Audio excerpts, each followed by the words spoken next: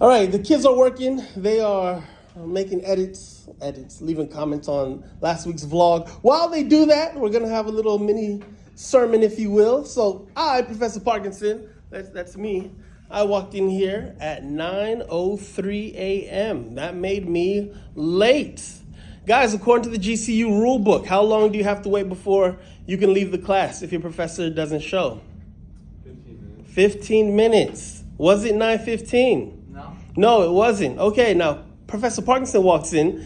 First thing Professor Parkinson says when he walks in is, Good morning. Good morning, everybody. How's everybody doing? We have a mini conversation. Mr. Alex says, well, Professor Parkinson, if we're paying for this service and you're late, isn't that unjust or something to that point? To which I say, the years I have toiled with film and television production have afforded me the ability to be a few minutes late because I will still be able to grasp what I want to teach you young people and put it into your brains, which I totally stand by. Stand by that comment. Moments later, Mr. Payne walks in. I say, clap it up for Mr. Payne, he's late. To which Mr. Payne says, you were late too. The audacity. It wasn't a false statement, though. He wasn't lying. Okay, check this out, guys. Check this out. I'm going to break something down for you guys. In contemporary society, there is the ability for someone to lie and tell the truth. Are you guys aware of this? There is an ability for someone to lie and for someone to tell the truth. And I'm going to show you guys how. Now, here is the lie. Oh, they are. The world is not black and white, young people. The world is gray. Hold on. Let me break this down for you.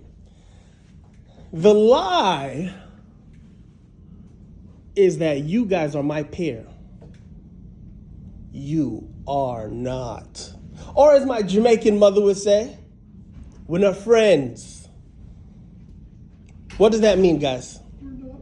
That means we're not friends, we're not equals, we're not peers. You are to be respected as a human being, but you are not on the level of the professor, which means there is a level of respect. It was a test, Mr. Payne, you failed. Which means there is a level of respect that has to always be administered to anybody who is your senior. And it doesn't necessarily mean someone who's older than you, but somebody who is in a position to teach you something and is willing to. Now, hold on, Alec, hold on. Now, the truth is, yes, I was about 3 minutes late. The other truth is, Mr. Payne was even later. Now, watch this, guys, because I know it feels so unfair. Mr. Payne, you had every right to self-advocate as you did. Nonetheless, that was wrong. And here's why. In the words of Vin Diesel from The Fast and the Furious, what am I going to quote, guys? What line am I going to quote? Blood may be thicker than... No, Dawson.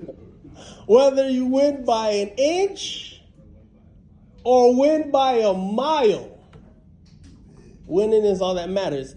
The inverse of that is whether you're late by 2 minutes or if you don't show up at all, you're late. Let me show you guys. My father told me this when I was a kid. He would tell my brother and I this all the time. Guys, you can go to work every single day for 20 years on time and never receive Employee of the Month, never be given a raise, never be given a pat on your back. You know why? You're supposed to go to work. You're supposed to show up on time. On that 21st year, maybe your car dies, your wife had a baby, and you saw a dog laying in the road. You're 3 minutes late. And your boss says you're written up or you're fired. Now, my brother and I would always hear this tale from my dad, and we'd be like, that's not fair, though, Dad. And my dad would say, there is no such thing as fair. You're paid to show up. You gotta show up. Don't expect anybody to sing your praises for doing what you're supposed to do. And if the person in leadership in your life, whether that's a parent, whether that's a peer who's teaching you things, if for some odd reason you want to justify your lack of performance by saying, well, you did something similar, that's the lie. Because some people are qualified to operate differently than you are, such as a boss, such as a director, such as a producer, such as a production company that's hiring you to be on set, to write scripts. So, at the end of the day, I don't want you guys to leave this school expecting fairness. I want you to expect equality. Nobody in here should be mistreated for your race, for your gender, for your religious preferences, and so on. Nobody here, and you better not be. Email me. I will do whatever I need to do. Everybody deserves to be respected as a human. But do you guys think that you're going to leave here and go get your first job professionally and be treated as if you are a vet? Not happening. So I want to see in the future accountability. Things are never going to be fair. That's just a reality. That's life. I also want you guys to always remember, Professor Parkinson is not your what? What's the word I used? Friend. Not your friend. I'm not your equal. I am your equal as a human. You all will be respected in here. You all deserve 3 meals, clothes, love from your family. You're humans. You deserve that. But in the sense of, you were late too. Let me get close about Mr. Payne. You were late too, man. Nah. Doesn't work like that. Does not work like that. Does not work like that. Does not work like that. And for you, sir, voice of reason, I appreciate you. Well, technically, you all were late. Hey, I get it. Doesn't work like that either. Does not work like that either. Different standard. There are different. Well, let's not say standards, because then we can get into. Say it again. Wouldn't you have technically a higher standard? If I have a higher standard for you guys. The standard I have for myself is already self-evident in that I am standing here. I'm your professor. I obviously have studied to show thyself approved. They wouldn't let anybody teach this class. So the standard that I have for myself, I don't have to show you, because I show you guys through my work and through how I teach you. It's self-evident. You guys got to prove the standard I have for you to who? Yourself. To me. That's how you get a grade. That's how you're going to get ahead in life. You're always going to have to be studying to show thyself approved, as found in the Bible. Because in life, you are only as valuable as what you contribute to society. Does that mean that a stay-at-home mom isn't valuable to society? No. So let's not get anything misconstrued. We're not talking about the amount of money you make. We're not talking about what you do. We're talking about your contribution to society. What that mom does at home, that's huge. What that man does at that corporate job is huge. Or that woman as a CEO is huge. Or that gentleman who is a sanitation worker for the city of Phoenix. It's huge. As long as these people are doing these things to the best of their ability. So what I don't want you guys to do, you amazing, genius, young people, do not fall into the comparison trap. Especially when talking to somebody who can be considered as an elder. And what is the definition as an elder? It's not just somebody who's older than you. It's somebody in a position of power who is willing to teach you. This is who you show respect to. It could be somebody your age. It could be somebody 50 years older than you. Alec, go ahead. How do you show respect to someone who's not respecting you? Ooh, it's a great question. Guess what?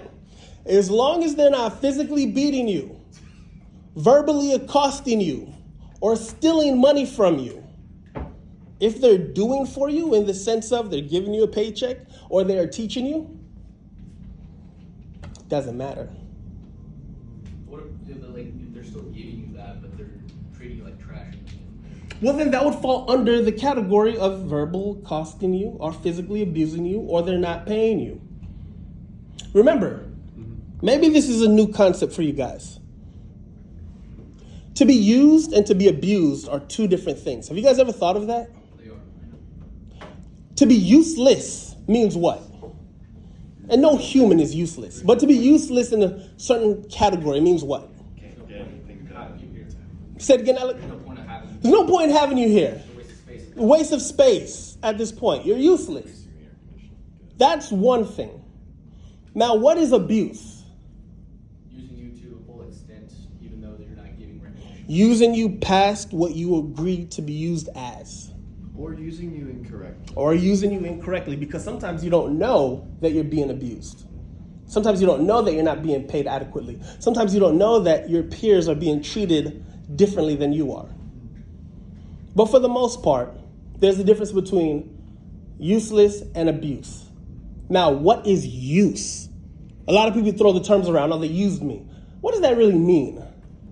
When people say, oh, I was used, that means somebody got more out of me than I was willing to give. There's negative and positive connotation to it. Absolutely. The positive is, oh, I was used to my full potential. Yeah. And I grew. Yeah. And that's a good thing. So, let's regroup. What did we learn? You guys Are held to a different standard. are held to a different standard. It might look as if the standard that I hold you to, I don't hold for myself, but it's evident that the standard I have for myself surpasses the standard I have for you. Or else you would be professors. So you always, Mr. Payne, always show respect to those in leadership positions who are teaching you. You never compare yourself. To anyone. Never compare yourself. No disrespect. I'm sorry. Mr. Payne, I'm picking on you because I believe in you. You never show outward animosity. Okay, who here has ever read Machiavelli, The Prince? No? Okay, who has ever read The 48 Laws of Power? Oh, Lord, okay, I can't even go forward with this.